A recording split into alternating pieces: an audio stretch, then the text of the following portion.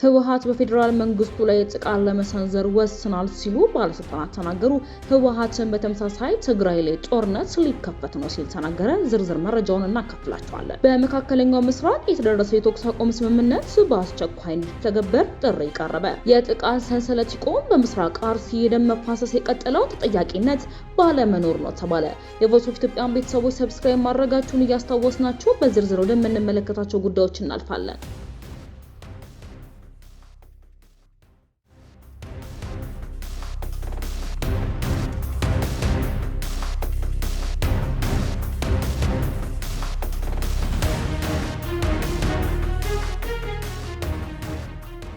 ባለስልጣናቱ ህወሓት በፌዴራል መንግስቱ ላይ ጥቃት ለመሰንዘር ወስኗል ሲሉ ህወሓትን በተመሳሳይ ትግራይ ላይ ጦርነት ሊከፈት ነው ሲል ተናገረ። የህዝባዊ ወያኔ ሓርነት ትግራይ ወይንም ህወሓት የፌዴራል መንግስት ገዢ ፓርቲ ብልጽግና የሚያራምደው ስርዓት በትግራይ ህዝብ ላይ ደጋሚ ጦርነት ለመክፈት የሚያደርገውን ዝግጅት በማታለልና በማጭበርበር ለመደበቅ እየሞከረ ነው በማለት ኮንኖታል። ህወሓት ትናንትና ባወጣው መግለጫ ገዢው ፓርቲ ልዩነቶችን በኃይል ለመፍታት በማመን ቀደም ሲል በትግራይ ህዝብ ላይ ፈጽሞታል ያለውን የጅምላ ግድያ በሁለተኛ ዙር ለመፈጸም አሁንም የጦርነት ነጋሪት እየጎሰመ ይገኛል ብሏል።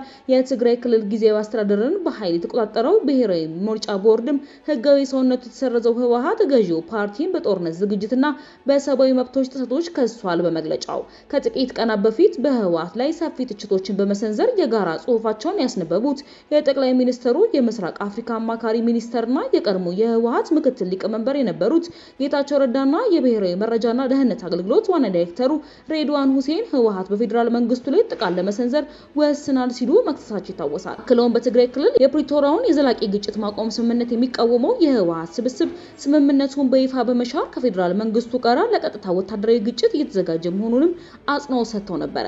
ከዚህ በተጨማሪም ጽምዶ በተሰኘው ጥምረት በአስመራ በመቀሌ እንዲሁም በሱዳን ተደጋጋሚ ስብሰባ እያደረጉ መሆኑን በመጥቀስ ህወሓት በፌዴራል መንግስቱ ላይ ጥቃት ለመክፈት ዝግጅት እያደረገ መሆኑን መገለጹ አይዘነጋም። በመካከለኛው ምስራቅ የተደረሰው የተኩስ አቁም ስምምነት በአስቸኳይ እንዲተገበር ጥሪ ቀረበ። የተባበሩት መንግስታት ድርጅት ወይንም ተመድ የጸጥታው ምክር ቤት በመካከለኛው ምስራቅ ያለውን ሰብአዊ ቀውስ ለመግታት በአስቸኳይና ለምንም ቅድመ ሁኔታ የተኩስ አቁም ስምምነት ተግባራዊ እንዲደረግ ጥሪ አቅርበዋል። የድርጅቱ ዋና ጸሐፊ አንቶኒዮ ጉተሬስ በሰጡት መግለጫ በአካባቢው ያለው የሰብአዊ ቀውስ አሳሳቢ መሆኑን ገልጸው ሆኖም ሰብአዊ እርዳታ አቅራቢ ድርጅቶች ደህንነቱ በተጠበቀ ሁኔታ ወደ ቀውሱ ቀጠና መግባት የሚችሉበት ኮሪደር በአስቸኳይ ሊከፈት እንደሚገባም አሳስበዋል። የአሜሪካና የአውሮፓ ህብረት ዲፕሎማቶች በበኩላቸው ግጭቱን በዘላቂነት ለመፍታት ከቀጠናው ሀገር መሪዎች ጋር ውይይት በመጀመር ላይ መሆናቸውንም አስታውቀዋል። የቮይስ ኦፍ ኢትዮጵያን ቤተሰቦች ሰብስክራይብ ማድረጋችሁን እያስታወስናችሁ ወደ ምጭት ዘገባችን እናልፋለን። በምስራቅ አርሲ የደም መፋሰስ የቀጠለው ተጠያቂነት ባለመኖር ነው ተባለ። አስቀድሞ ሊታወቅ የሚችለውን ተደጋጋሚ ሰቆቃ መቀላቀል ያልቻለ፣ ፈጻሚዎችን በተደጋጋሚ መለየት ያልቻለና ፍትህን ማስፈን ያልቻለ መንግስት ራሱን ከተጠያቂነት ነፃ ሊያደርግ አይችልም። በቸልተኝነትና ውጤታማ ባልሆነ ምላሽ መንግስት ራሱን የዚህ ጥቃት አዙሪት ተባባሪ እያደረገ ነው። ምስራቅ አርሲ ሌላ የሀዘን መግለጫ አያስፈልገውም። የሚያስፈልገውም እውነተኛ ምላሽና ተጠያቂነት ነው። ንጹሃንን ማን እንደገደለ እንደሆነ፣ ለጥቃቱ ማን ምቹ ሁኔታዎችን እየፈጠረ እንደሆነና መንግስት በህገ መንግስቱ ያለበትን ግዴታ ከመወጣት ይልቅ ይህንን በተደጋጋሚ ጊዜ የተፈጸመ ተመሳሳይ ወንጀል ለምን ማስቆም እንዳልቻለ የመመለስ አቅም ያለውና መፍትሄ የሚሰጥ ነፃና ገለልተኛ ተቋማዊ ምርመራም ያስፈልጋል። መንግስት በቅርቡ የተፈጸሙትን ግድያዎች ከምርጫ ጋር የተያያዘ ሁከት አድርጎ ለማቅረብ በማስተባበል ያደረገው ጥረት ለተጎጂዎችም ሆነ ጉዳዩን በቅርበት ሲከታተል ለነበረው የኢትዮጵያ ህዝብ አሳማኝ ምላሽ አይደለም። ይህ በአንድ ነጠላ ክስተት የተቀሰቀሰው ዕለታዊ ግጭት አይደለም። ይልቁንም ባለስልጣናት በተደጋጋሚ ሊያስቆጥሩት ያልቻለ የቀጠለ ወንጀል ቅርብ ጊዜም አንድ ምዕራፍ ነው። ይህንን ለመረዳት ስለሌላው ቢቀር አባ ማቲያስ የኢትዮጵያ ኦርቶዶክስ ተዋሕዶ ቤተክርስቲያን ቀዳማዊ ፓትርያርክ ወንጀሉን ተከትሎ ያስተላለፉትን መልእክት ልብ ብሎ ማስተዋልም በቂ ነው።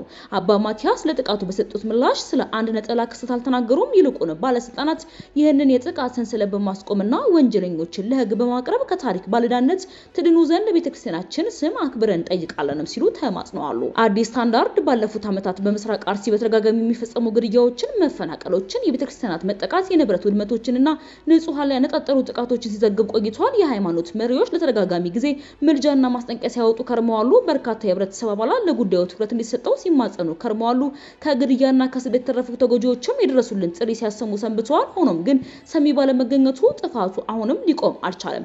መልሱ ያለው የወንጀል ተጠያቂነት አለመኖር ከሚለው መሰረታዊ ጽንሰ ሐሳብ ውስጥ ነው። ከእያንዳንዱ ጥቃት በኋላ የሚወጣ ይፋዊ መግለጫ ፍትህ ሊተካ እንደማይችል በስካሁኑ ሂደት መገንዘብ አስፈላጊ ሲሆን ለሚዲያ ፍጆታ ቃል ያልተገባ ምርመራ እውነተኛ ተጠያቂነትን ሊያሳፈን አይችልም። ይሁንና በተደጋጋሚ ጊዜ የተሰጠ ያለው የመንግስት ምላሽ በሚያሳዝን ሁኔታ አስቀድሞ የሚገመት ሆኗል። ምርመራዎች ከመደረጋቸውና ማስረጃዎች ከመቅረባቸው በፊት ተጠያቂነቱ በሸኔ ላይ ከተላከከ በኋላ የክስተቱ መጨረሻ ተደርጎ ተድበስብሶም ይቀራል። የሸኔ የፍረጃ ስያሜ እጅግ የመለጠጥ ባህሪ ያለውና ፖለቲካዊ አመችነቱ የላቀ በመሆኑ አሁን ላይ ሁሉንም ነገር ለማብራሪያነት የመጠቀም አካሄድ እየሰፋ ከመምጣቱም በላይ የእውነታው መጀመሪያና መጨረሻ ተደርጎ የተወሰደ ያለበት አካሄድ አደጋ ደቅኗል። ከባድ ወንጀሎች እንዳይፈጸሙ ከመከላከል ባሻገር የመንግስት ኃላፊነት መሆን ያለበት ነፃና ገለልተኛ ምርመራን በማሳለጥ ወንጀለኞችን ወደ ፍርድ የማቅረብ ጥንቃቄ የተሞላበት አሰራር በስራ ላይ መዋል ነው። በተለመዱ ወንጀሎች ወይንም ለሚዲያ ፍጆታ የሚውሉ በተደጋጋሚ የሚነገሩ የመወያያ ነጥቦች መፍትሄ ሊገኝ አይችልም። ለዚህ ነው ነፃና ገለልተኛ ምርመራ አስፈላጊ የሆነው። የኢትዮጵያ ህዝብ ሁኔታዎች ከመረጋገጣቸው በፊት አስቀድሞ በሚታወጁና መፍትሄ በሌላቸው ትርክቶች ተማምኖ ከዚህ በላይ መቀጠል አደጋውን ሊያባብሰው እንጂ አጥጋቢ ምላሽ አያመጣም።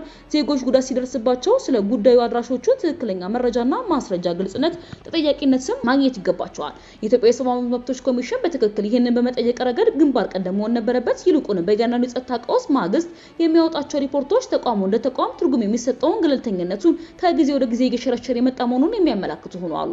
ሀገሪቱ ተጠያቂነትን ለማስፈን ራሱን የቻለ የመብት ተሟጋች በምትሆንበት ጊዜ ኮሚሽኑ ሊቆጣጠር ከሚገባው በላይ ከመንግስት አካል ተለይቶ መታየት በማይችልበት ደረጃ ላይ መገኘቱ አሳዛኝ ሆኗል። በቅርቡ በምስራቅ አርሲ በተፈጸመው ጥቃቶች ያገኘናቸው መረጃዎች እንደሚያመላክቱት ነዋሪዎቹ ከጥቃቱ መባባስ በፊት ጥበቃ እንዲደረግላቸው ጠይቀው ነበረ። ተጨማሪ ኃይል ለሚላክላቸው ቃል ተገብቶላቸው እንደነበርም ተገልጿል።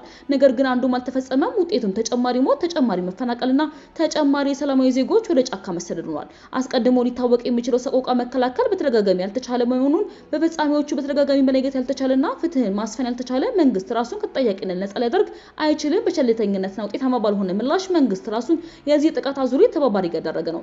ምስራቅ አርሲ ሌላ የሀዘን መግለጫ አያስፈልገውም። የሚያስፈልገው እውነተኛ ምላሽና ተጠያቂነት ነው። ይህ እስከሚሆን ድረስ ፓትርያርኩ በሚገባ እንደገለጹት በአርሲ ምድር በተደጋጋሚ የሚስተዋለው በደልና ግፍ በሁላችንም ልቦና ውስጥ እስከ መቼ የሚል ቁጭትና የሀዘን ጥያቄ ሳይመለስ ይቆያል። ወንጀሉንም በድጋሚ ከመከሰት የሚያግደው አንዳችን ምክንያት አይኖርም።